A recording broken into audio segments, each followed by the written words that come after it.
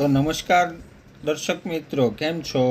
આજે આપણે ઘરેલું ઉપાયમાં પથરીને કઈ રીતે આયુર્વેદિક ઉપચારથી કાઢવી, ઘરેલું ઉપચારથી કાઢવી. તો મિત્રો, હજી તમે અમારી આ ચેનલમાં નવા છો તો ચેનલને સબસ્ક્રાઈબ કરવાનું ભૂલતા નહીં. વિડીયો ગમે તો લાઈક અને શેર કરવાનું ભૂલતા નહીં.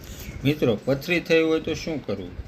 પથરી કાઢવાનો વિડીયો તો છેક સુધી બન્યા રહેજો આ વિડીયોમાં.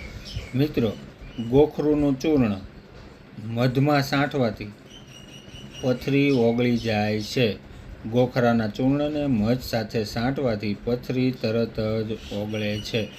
નાનકડો ટચુકડો વિડીયો ગમ્યો હોય તો લાઈક અને શેર કરવાનું ભૂલતા નહીં. મળીએ હવે પછીના વિડીયોમાં.